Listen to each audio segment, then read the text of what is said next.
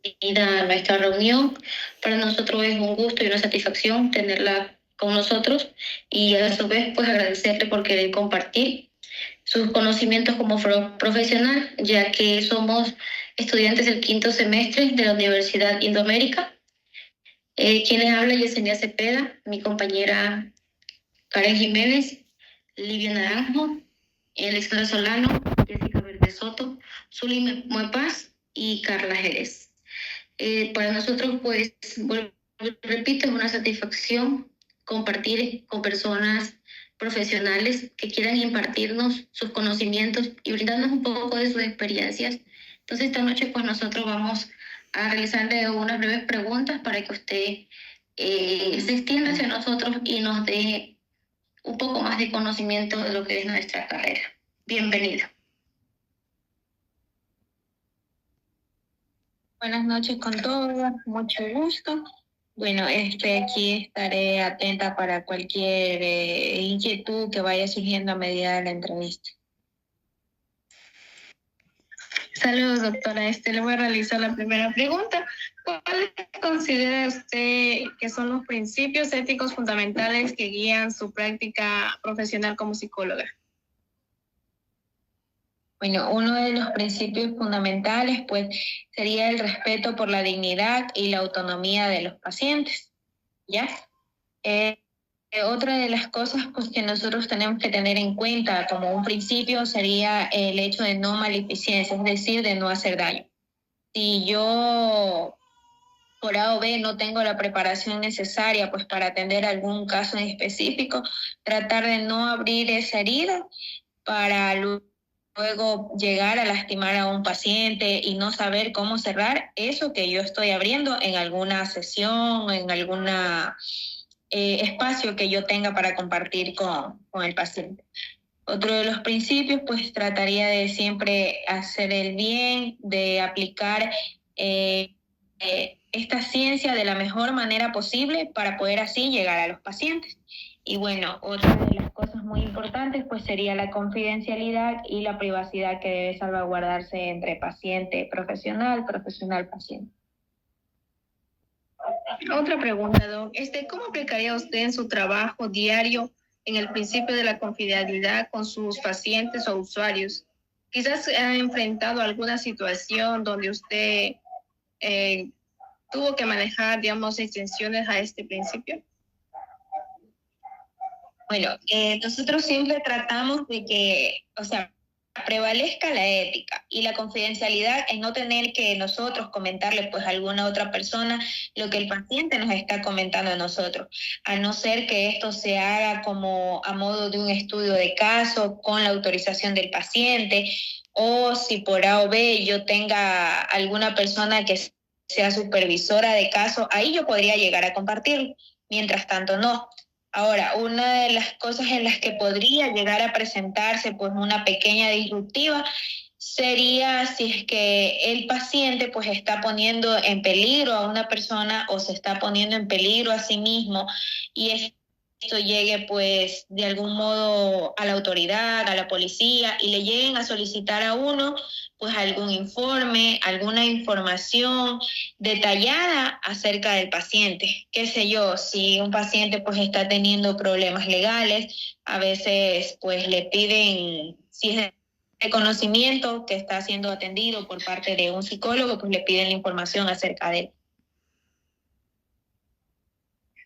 Listo, gracias, doctora. Muy buenas noches, doctora. Como tercera pregunta tenemos, en base a su experiencia, ¿de qué manera el respeto por la dignidad de las personas influye en sus decisiones personales? Quizás nos podría impartir un poquito más de sus conocimientos. Bueno, entendería un poco que nosotros debemos de considerar la perspectiva y los valores del paciente en el proceso terapéutico. Entendí un poco así la pregunta en cuanto a que nosotros tenemos que respetar, pues, un poco los límites, en cuanto a sus creencias más que todo, porque nosotros como profesionales podríamos llegar a sugerir algo que no va de acorde con la forma de vida del paciente, los valores que tiene instaurado y su ética de vida. Entonces, en ese sentido, siempre considerar la perspectiva que tiene el paciente acerca de X situación y del mismo modo, pues los valores que el paciente viene desde su infancia hasta el día de hoy.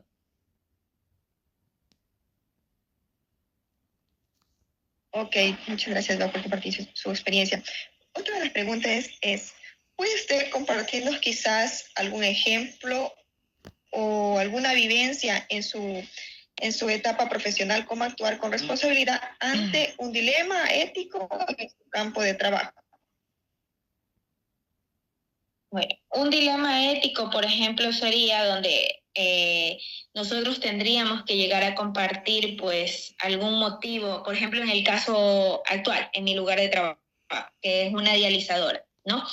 Entonces, si algún paciente no quiere seguir el tratamiento de la hemodiálisis de forma adecuada, no quiere cumplir con las sesiones, a veces nosotros hemos tenido los casos de que llega un familiar, nos comenta qué está pasando en casa y uno a veces tiene que contrastar esa información con lo que nos dice el paciente, de por qué no lo está haciendo, si realmente es él quien no quiere asistir o si no hay el apoyo por parte de la familia. Entonces ahí hay un pequeño dilema en qué uno debe decirle al familiar hasta dónde debe llegar uno y del mismo lado del paciente. Porque ha habido momentos en los que nosotros, por persuadir al paciente de que debe de asistir, de que debe de cumplir su tratamiento, porque la familia está preocupada, pues nosotros no le terminamos diciendo toda la verdad de por qué hemos solicitado una reunión, de por qué hemos solicitado que asista. Entonces ahí puede haber un pequeño dilema ético, pues porque no estamos siendo totalmente transparentes.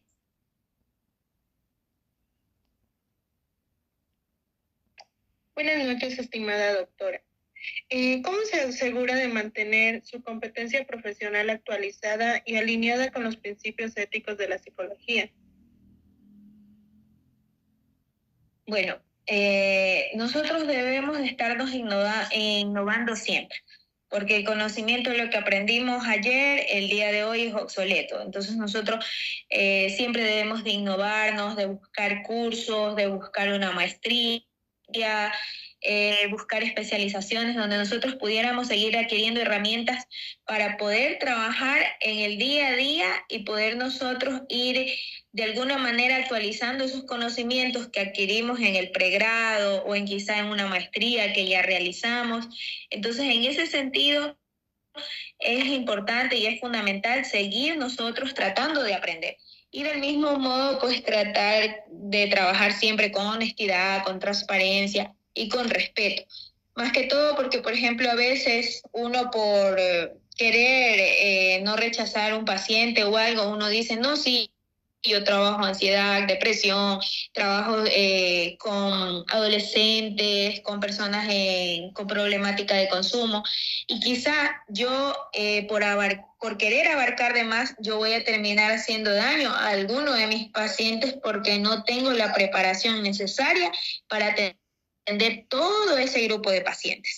Entonces, desde ese punto de vista, pues nosotros siempre tenemos que tratar de escoger un grupo con el que uno sí decida trabajar, especializarse en eso y cuando nos llegue algún caso con el que nosotros no tengamos la preparación necesaria, pues siempre tener estos nexos de otras personas que sepamos nosotros cómo trabajan y derivar a los pacientes.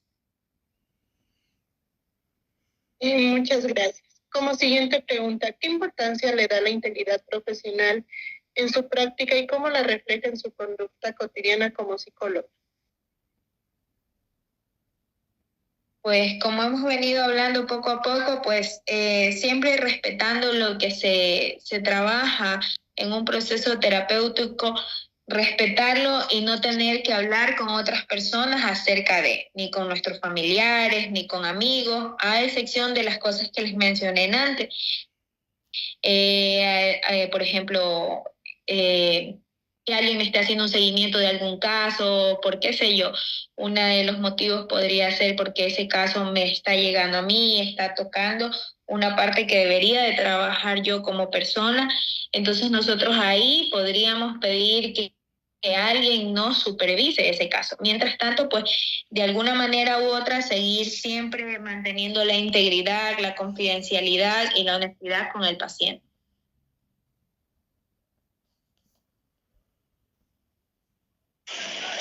Buenas noches, Doc. Mi pregunta es, ¿está familiarizado con el Código de Ética de la PA, el Código Latinoamericano de la Ética Profesional o algún código nacional? ¿Cuál considera más relevante para su ejercicio profesional? Se consideran relevantes pues el Código de Ética de la APA y el Código Latinoamericano de Ética Profesional, porque aquí en Ecuador pues desde hace mucho tiempo se viene tratando de trabajar con un Código de Ética nacional, pero no está instaurado como tal. O sea, nosotros seguimos como que los principios básicos y generales que ya están impuestos por organismos internacionales como el APA y como el Código Latinoamericano. Sin embargo, aquí en Ecuador no tenemos un código que nos rija como tal.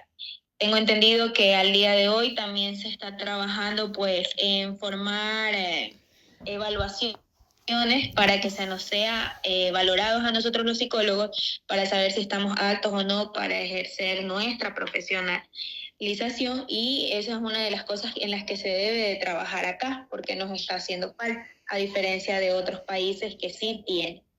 Entonces nosotros tenemos que buscar aplicar estos códigos, estos principios éticos, así sea que sean bastante generales o que no tengamos uno nosotros aquí en Ecuador, pero por respeto a nosotros mismos y a los pacientes, pues siempre tratar de llevar de la manera más correcta posible estos procesos. Mi siguiente pregunta. En su área específica de trabajo, clínica, educativa o organizacional, ¿qué dilemas éticos son más comunes y cómo suelen resolverse? Bueno, algún dilema ético que podría llegar a presentarse es como el que les estaba explicando hace un momento, principalmente en nuestra área sería cuando un paciente no asiste, no hay una buena adherencia al tratamiento, una adherencia al tratamiento tanto de hemodiálisis como de otras comorbilidades que presenta el paciente. Y se llega a presentar pues este dilema cuando nosotros tenemos que abordar a los familiares, y también pues cuando la parte médica nos pide a nosotros que hablemos con el paciente y que le comentemos todos los resultados que hemos obtenido a través de esa sesión, de esa reunión. Entonces ahí es como bastante común que haya un dilema de qué es lo que nosotros debemos decir, hasta dónde debemos hacer. Muchas gracias, Doc, por sus respuestas.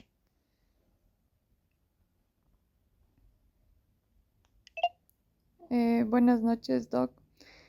Bueno, como pregunta 9 le tenemos, ¿qué buenas prácticas éticas recomienda a los futuros profesionales de la psicología para enfrentar situaciones complejas en el entorno laboral? Bueno, sería nosotros siempre estar buscando buenas prácticas éticas en cuanto a buscar formación, aprender sobre la ética, de dónde viene, qué es lo que yo debo de aplicar y reflexionar sobre la práctica diaria. Es decir, cómo lo estoy aplicando yo, verdaderamente estoy aplicando la ética paciente profesional. Entonces nosotros siempre debemos de autoevaluarnos y ver hasta dónde nosotros estamos cumpliendo estos principios. Y bueno, siempre tratar de priorizar la comunicación abierta entre paciente, profesional y del mismo modo pues con los colegas. A veces uno llega a tener reuniones como por ejemplo ahorita estamos haciendo nosotros, podríamos llegar a impartir nuestras dudas acerca de si lo que estamos haciendo está bien, no está bien, si hay algún lado gris en esos principios que nosotros estamos aplicando, y buscar la manera de que esto se haga de la forma más recta posible y que pues sea beneficiario tanto para nosotros como profesionales, para no tener ningún tipo de dificultad, y asimismo para respetar respetar el espacio de los pacientes y lo que se habla en una sesión de terapia.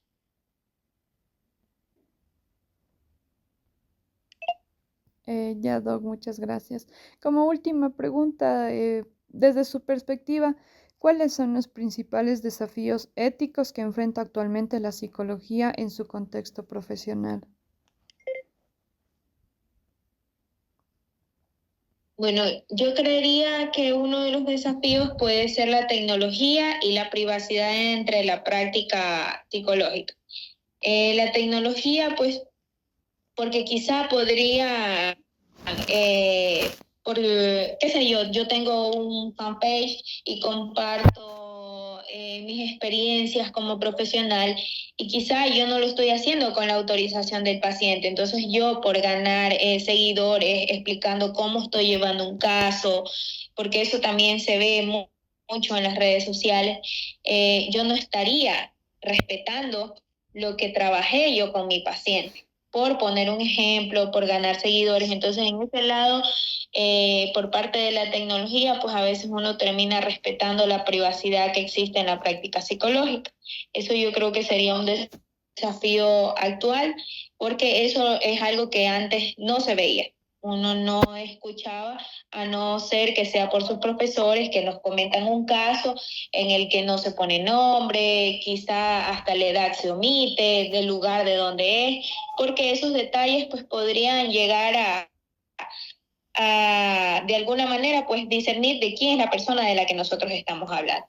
Entonces nosotros tenemos que buscar la manera de abordar estos desafíos, siempre tratando de formarnos y, como les dije, autoevaluarnos siempre. Si realmente esto que yo estoy haciendo está bien y es para beneficio también de mis pacientes. Bueno, un placer escucharla y tenerla aquí entre nosotras. Yo quiero agradecer a usted, psicóloga Fernanda García, por contestar nuestras preguntas de forma clara. Sus respuestas nos ayudaron a entender temas importantes como la confidencialidad, el respeto y la responsabilidad. También gracias por los ejemplos y consejos que nos dio. Fueron muy útiles para todas las que estamos aprendiendo, todas mis compañeras. A mis compañeras, gracias por su apoyo y por su buen equipo.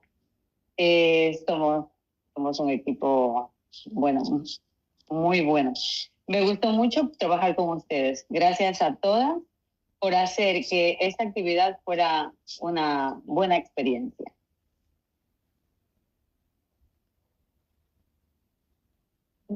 Bueno, mucho gusto. Gracias a ustedes también por invitarme. Quedo atenta ante alguna necesidad, pues, y que poco a poco tanto ustedes vayan aprendiendo un poquito de lo que yo llego a compartir, como asimismo, pues, yo ir compartiendo con ustedes, porque lo importante, pues, es seguir aprendiendo día a día. A ustedes quizá les están enseñando, pues, cosas nuevas que a mí quizá no me enseñaron, técnicas nuevas que se están aplicando hoy en día en nuestro campo, y pues les quedo totalmente agradecida pues por tomarme en cuenta en esta reunión, esperando que tengan una bonita noche. Gracias. Muchas gracias, Doc, por su tiempo y igual a todas chicas, muchas gracias igual por estar presentes y esperemos que el profe escuche este 10 que nos ponga. Muchas gracias a todos, chicas. Pasen bien.